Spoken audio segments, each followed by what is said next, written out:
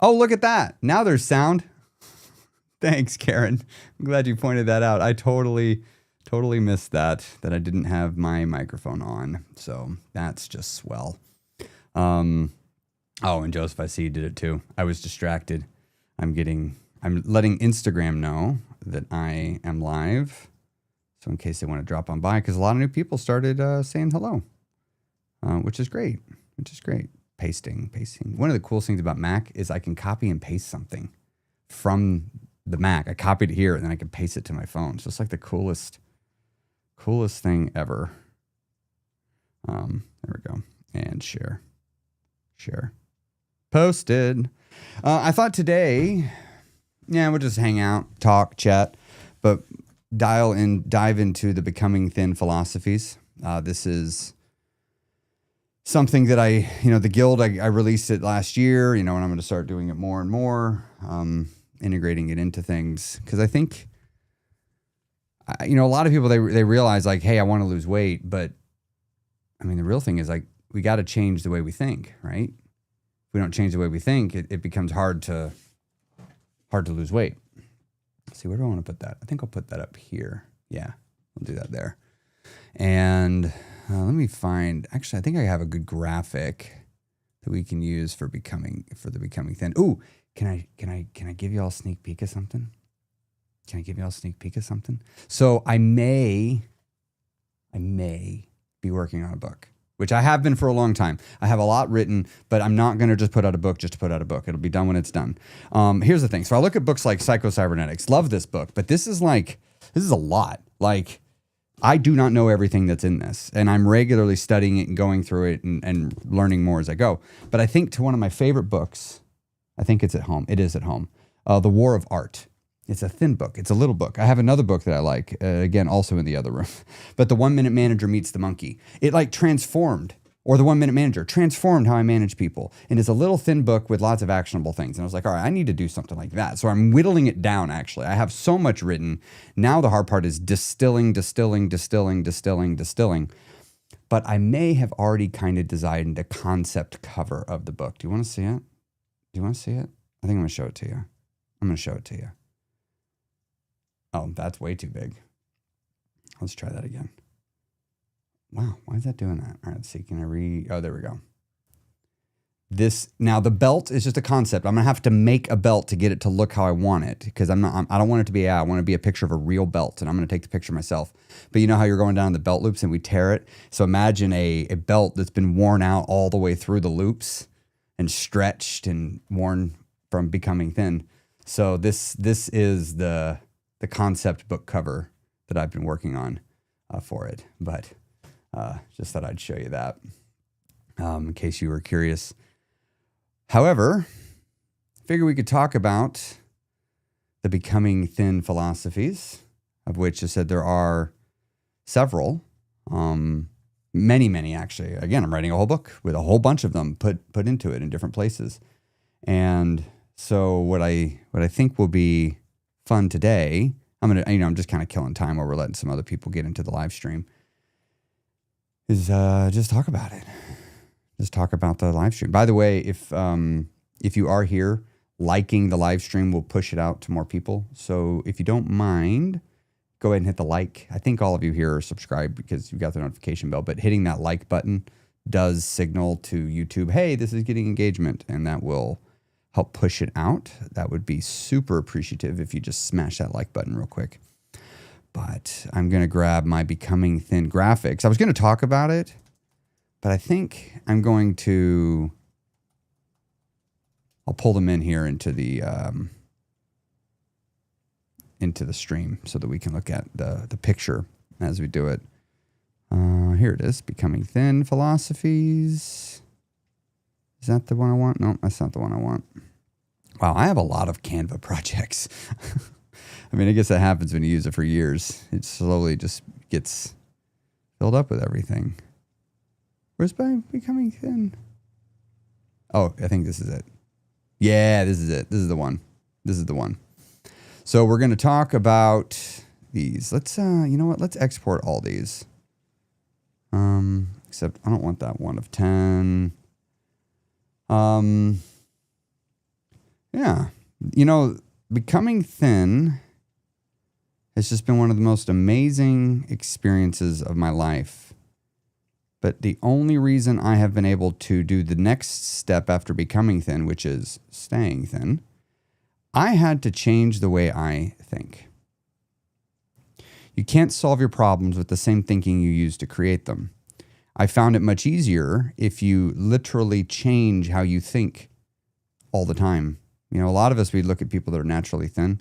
What really kind of breaks my brain is people now meet me and they assume I'm naturally thin. Like that, I know that happens. They just assume this is how I've always been because they don't know. And you can't tell unless I take my shirt off. There's no evidence that I was big because you can't see it. But if you take my shirt off, you'll see the tiger stripes, my stretch marks. You'll see my loose skin. And you'll be like, oh, that dude used to be big, right? So, you know what else I can do? I just realized I can go let people know in the Facebook group that I'm live. I'm going to do that. So let's go to Facebook. We'll go to the Becoming Thin community. Let's see. At everyone. I am live on YouTube right now. I would love for you to come on by. There we go. Post link and post. There we go. All right. I got these graphics all ready to go. We'll start dropping them in and we can start diving into the Becoming Thin Philosophies. That's not the Becoming Thin Philosophies. That's the Becoming Thin Philosophies one. That's the one I wanted. Let's see. Where do I want to drop these? We're going to go to my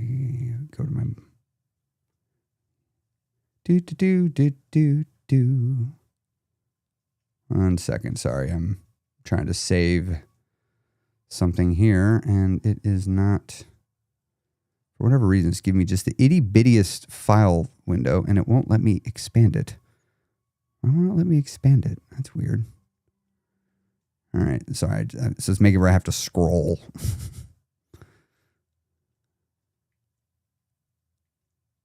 Okay. Individual cards. Save.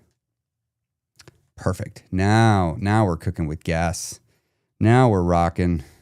I don't know why I would say now we're cooking with gas, but I guess that's a thing people say. I don't know. Even though I've made progress, I hate looking at my pictures. I want to tell you a story about what happened to me on my journey. Because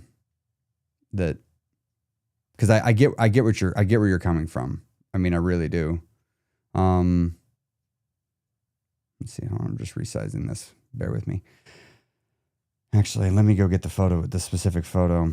I remember on my journey, I'd lost, 20 pounds or something. And I was feeling like $1,000,000. I mean, I was just feeling like I was on the top of the world, riding cloud 9.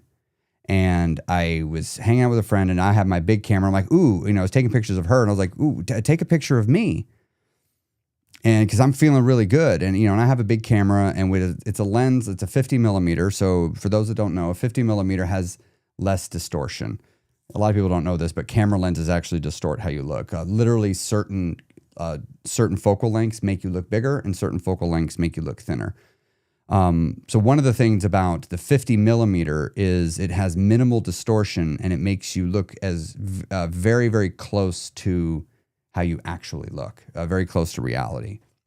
And so this photo was the one taken of me right here. So that was the photo.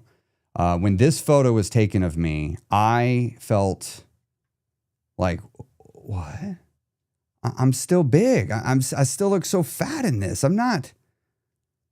What happened? I feel like I'm so much thinner. And I just remember looking at this and I felt so discouraged. I mean, it was like somebody took a bucket of water and dumped it on me. It took all the wind out of my sails as soon as I saw the photo. And I remember just thinking like, don't focus on that. Don't focus on that. Don't hang on to that. And I just keep going. It doesn't change anything. It just means you aren't done. It just means you got a little ahead of yourself in your head, man. Just let it go. And I'm so glad that I did that, because in the past, I would have used that as a reason to stop. I would have, but I kept going. And I think that's the important thing. So, even though you've made progress and you hate looking at pictures, just keep going. I still remember having my photos taken.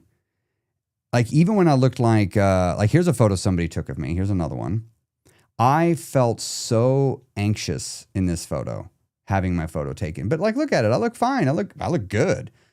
But it made me anxious and nervous, because it took me a good while to be really comfortable having my picture taken. Because doing it, this isn't the same. I can see myself. So, yeah. Oh, right. See, Joseph, yeah, you get it. Like, a lot of people, we lose a lot of weight, and it's like we're still big for a while. But we do have to focus on we're not as big as we were. We do have to focus on that. So let's, where's the Becoming Thin Philosophies folder? Here it is. Here it is. Let's talk about the first one. So we'll just drop this in. You're not broken. You're conditioned. You're not broken. You're conditioned. So hold on. I want to bring it in over here. Then I can talk next to it. So as per usual, I like to bring it in at the same time. So you're not broken. You're conditioned. Weight gain is not a character flaw. It's the result of a system running your body and your mind and your life exactly as it's been trained to run, to operate. You're not overweight because you're weak, but rather because you've been misled, because you've been misinformed, because you're emotionally disconnected and you're using food to manage those feelings.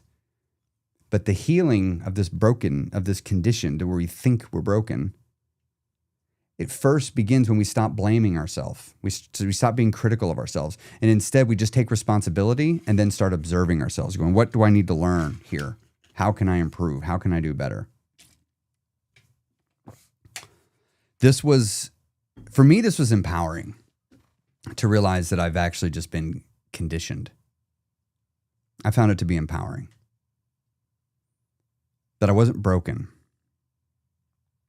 I thought I was broken. I thought I had bad genetics. I thought if only I was born in a different body, I could be thin and I could have that life. If only.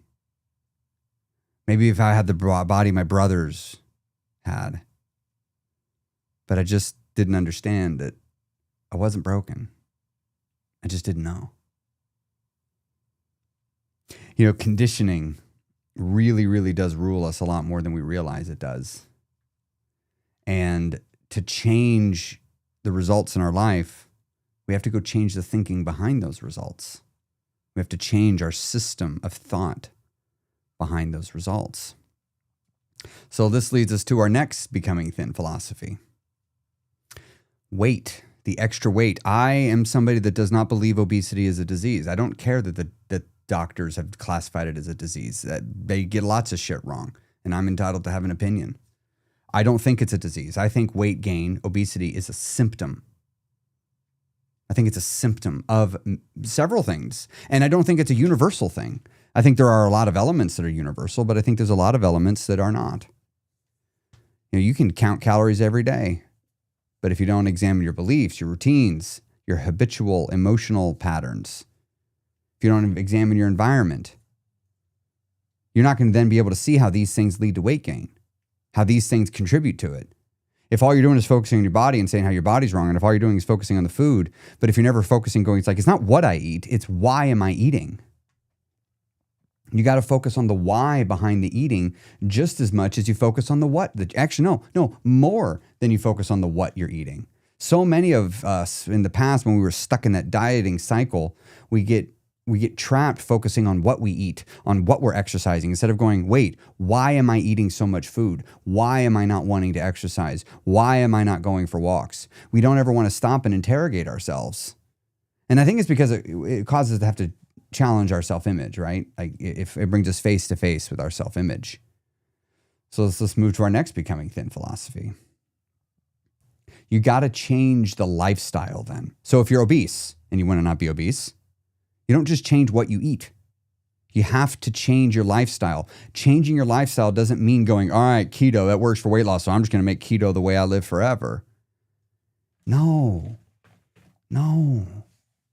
No. We don't want to make that a way of life. Unfortunately, you need to build an entirely new one. Actually, where's my iPad?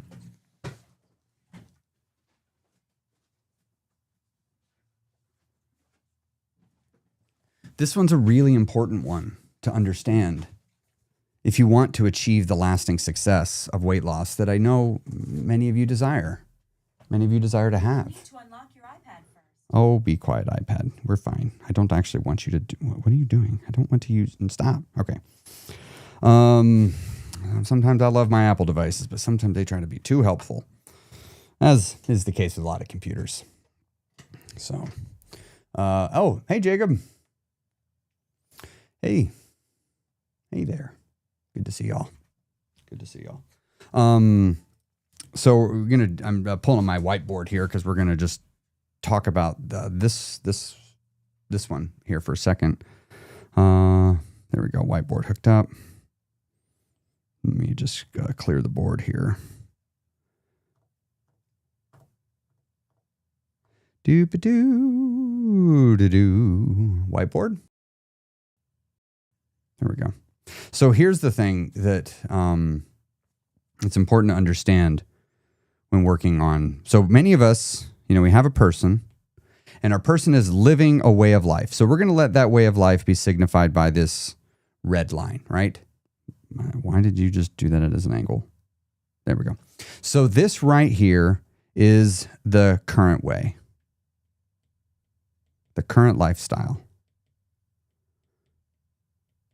But you see, what happens if this current lifestyle leads, you're obese in it, you're big, you're overweight.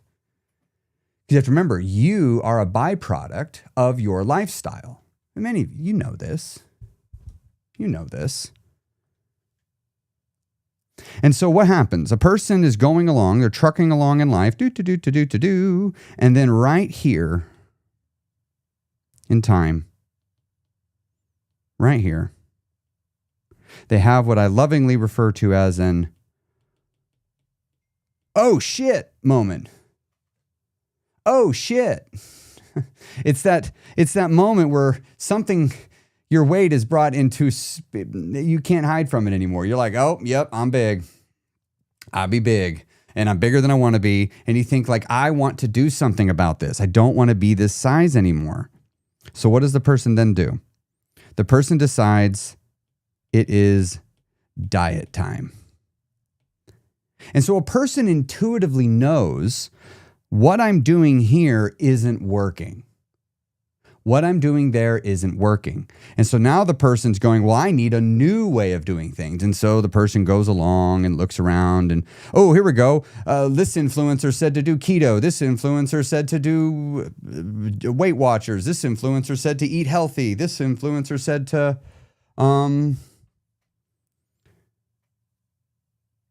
they just look at themselves and go like, okay, I need to make changes. I'm going to throw out all the foods that I've been eating. And so they install overnight, they install a new way of doing things. It's the diet life. So it doesn't matter what it is. The biggest thing that's important to know is that this is very different than this. And the thing is, this right here on the left, you've been doing it for so long, it's become automatic. Because your lifestyle habits and routines are all built to make that lifestyle happen naturally and easily. And so we try to change it all up overnight. And so the person starts to do things that do indeed lead to weight loss. They're going along, they're getting some weight loss, maybe they're not, but they're getting changes. But what happens? Eventually the person reaches the point, for all sorts of reasons, they reach this point where they are done. Now, maybe they're done because they made it to the end. They lost all the weight. Maybe they're done because they're frustrated with what they're doing here. They find it to be unsuccessful. They find it to be too difficult. Okay, fair enough. But they're done. And so what does the person then do? What they're actually done doing is they're done living this life. They don't want to do it anymore. So what goes here? What usually tends to happen is the person just goes, they go here, copy, paste. And now the person just goes right back to living the life they were living before. And you know what this looks like on a scale? What if we just took this and drew it as a graph? So let's above this, let's draw a little line chart here. So here we have weight on the left and time goes this way. So now what's happening is the person's gaining weight, gaining weight, gaining weight. Oh no, I don't like this. They're losing weight, losing weight. No, hold on, I got it. I'm going to run out of whiteboard space. Losing weight, gaining weight, gaining weight, gaining weight, get on a diet, lose weight, lose weight. It just creates this cycle. Current life that leads to weight gain, go on a diet. Go back to the current life, go on a diet. Go back to the current life, go on a diet. Because whatever the person is doing here to lose weight is unsustainable.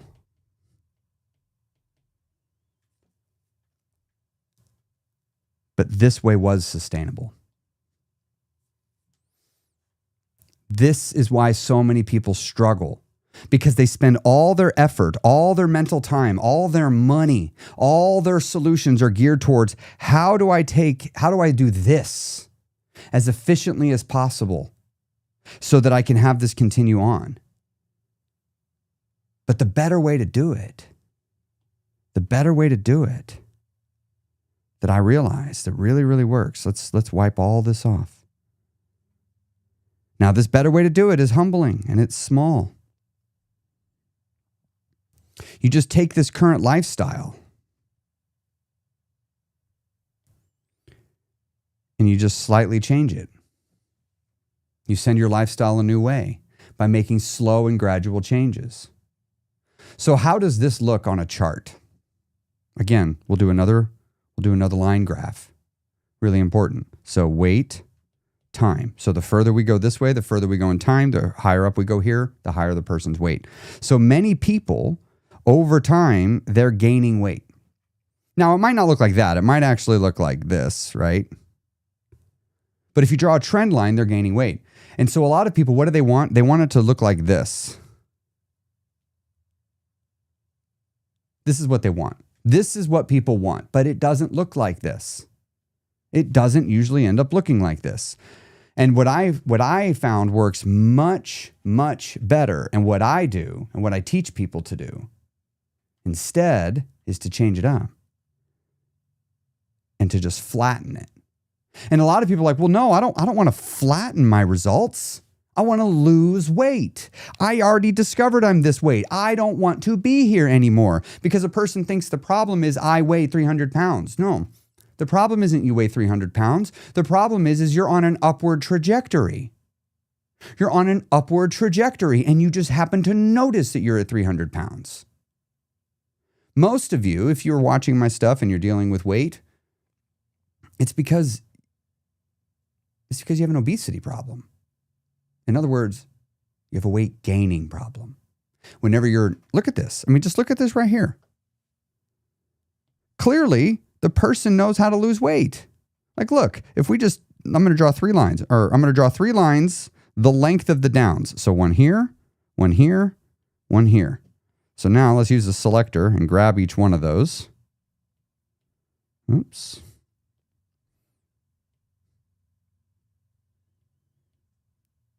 Look at that. If you add it all up, the person knows how to lose weight. Where is the real problem? The real problem is here, here, here, here. It's whenever the person isn't actively on a diet, the person is gaining weight. That's the problem. It's not a weight loss problem. It's a weight gaining problem. We've got to address the weight gaining problem. And so the way you address the weight gaining problem is you stop gaining. Because that's solving the core root problem. If you solve the weight gaining problem, then what happens? And I'm telling you, this is what happens. You just slowly Start steering the weight down. Slowly. Does it take a lot longer? Yes. But the current lifestyle is sustainable. You take your current lifestyle and you begin to naturally evolve it. That is why this is so important.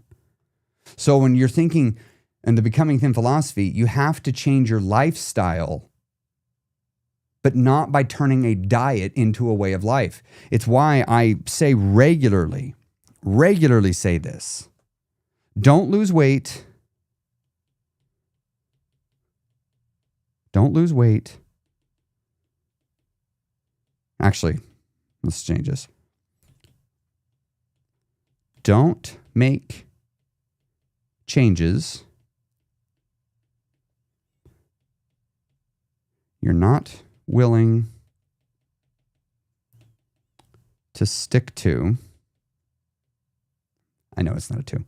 For 10 years. Don't make changes that you're not willing to stick to for 10 years. Now, you might have to try something to find that out. Like I tried meal prepping in the beginning. Did it for a good 3 weeks. I did not like it. And so I knew, like, all right, I don't like this. That means I can't ask myself to do it. I'm not going to ask myself to do something that I genuinely dislike. Now, I had to first figure out how to do it. I had to get past the awkward beginning phase. But, yeah, now that was a big one. That was a big one. What about the next philosophy? Our next Becoming Thin philosophy. Well, our next one, identity change is the real transformation. I used to think you should focus on losing weight. That's where all the focus should go. No. Instead, you have to lose weight by becoming the person that prioritizes health, that prioritizes self-control, that prioritizes movement. You have to say, yeah, I'm the kind of person that takes care of my body. A lot of people, in the beginning, you don't say that. You just need to start saying it. It's like, well, I can't say that. I haven't been taking care of my body. Well, at a certain point, you have to say it. How many times do you have to take care of your body before you can say, I'm the kind of person that takes care of my body? 50 times, 100 times, 2,000 times, 10 times? What if it's just one time? What if one time you do it and go, there we go. That's just how I do things now. I mean, because if you look, you're not perfect in anything. So when you're like, I'm an all or nothing person, it's like, no, you're not. And you know you're not. You're just an all or nothing person in a lot of the time. So.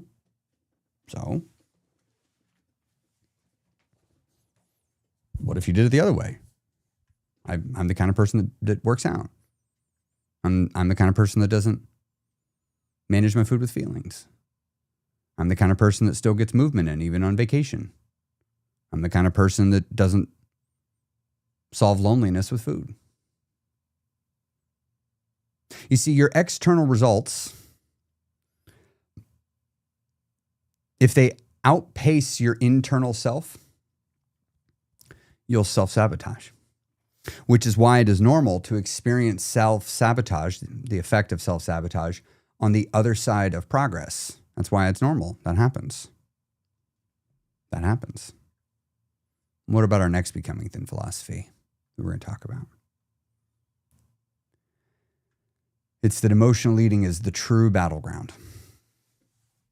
Again, I always thought like, all right, I got to figure out the right diet. What can I eat unlimited amounts of? Which is literally me saying, what can I still emotionally eat that will make it where I don't get big and I get thin? What can I emotionally eat still? That's like an alcoholic saying like, what alcohol can I drink? Like I always have ruined my life by drinking Jack Daniels. What if I just switched to beer? That'll be better. It's less alcohol content. And we know that. The thing is with emotional eating, a lot of times emotional eating is us running from feeling things, avoiding feeling things, numbing out, distracting, or using a food to manipulate the feelings we're feeling, to cause us to feel something. Maybe you're already feeling good and you want to keep the good times going. Okay.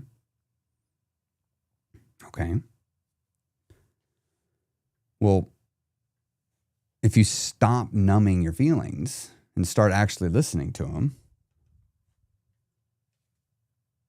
you'll make changes.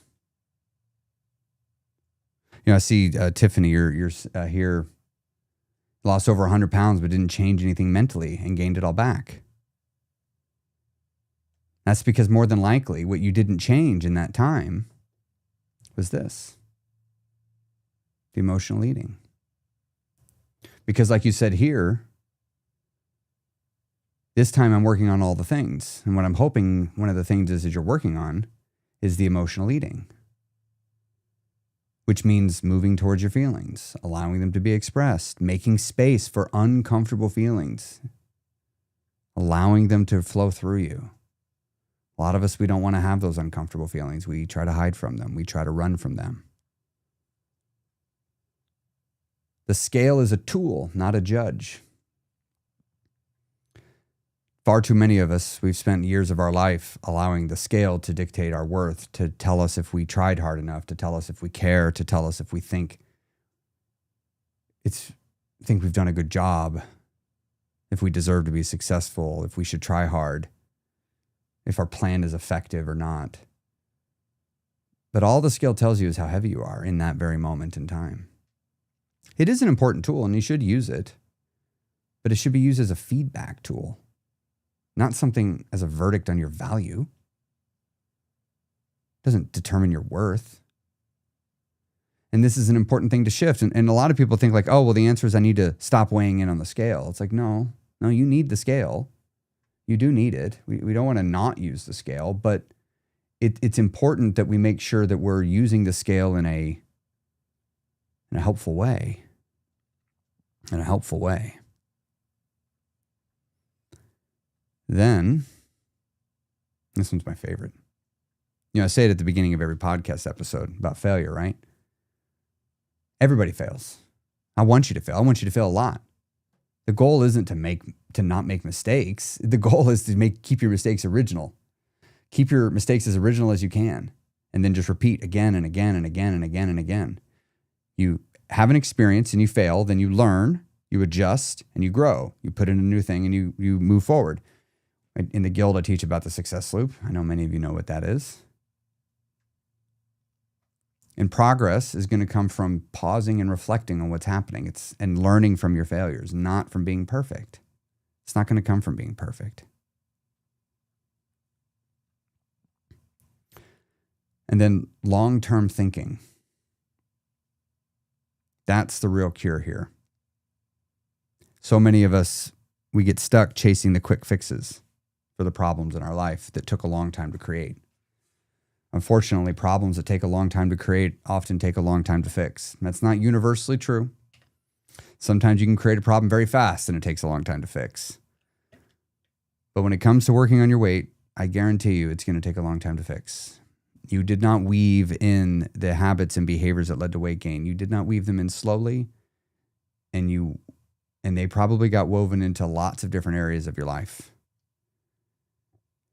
It might actually take years to unwind the patterns. It felt like it has taken years for me. And at first I used to think that was a problem. But it's not. That's actually the objective. When we say going on a diet, I don't like we should be going on a diet. I think we should be going to transform, and we transform our thinking. And one of the things is we stop chasing instant gratification. We slowly start working towards chasing long-term gratification, which is really important. And the reason why it's so important that you do this is because the unfortunate, difficult pill to swallow is you're responsible for fixing this, even if it's not your fault. Many of us, there were factors outside of your control that led to your weight gain. Maybe a parent started teaching you to use food to solve your feelings. Oh, you're having a bad day? Here, have some ice cream. That'll cheer you up. And you started thinking, oh, whenever I'm sad, I'll use ice cream. Maybe your family didn't let you have sweets or snacks or anything, and so you never learned any self-control around them because they were so scarce. It was a forbidden fruit, which made you want it even more. Maybe for whatever reason you had some problems and you felt lonely and food gave you something to do. You'd get bored. You didn't get to pick those conditions where you picked up those behaviors when you were little. Or maybe there is something genetic that is causing you to just be a little bit hungrier than somebody else. But it doesn't change anything. You're still the one that has to do the work to change your life. And I used to think that's unfair, but I started realizing that once I see this and I embrace it and I own it, I'm actually free. Because when I embrace that I'm in control of me, I can actually start making changes. And then, of course, our community. Lasting change takes a long time, and you're probably going to need people to help you do it. You're probably going to need people to talk to you. I think the text isn't. Oh, the text is messed up on that one. Well, we'll just talk about the community later. But the community really, really matters. The people you surround yourself with. It makes a big difference on the choices you make in life. It makes a real big difference on the choices you make in life. So, hey, thanks for popping in for just a few minutes. Just wanted to make this video, talk about this, the Becoming Thin Philosophies. What new ways of thinking are you working on adopting? What new ways of doing things are you working on making part of your new normal? Something to think about. All right, I'm going to sign off. Go get back to work. Have a good day, everybody.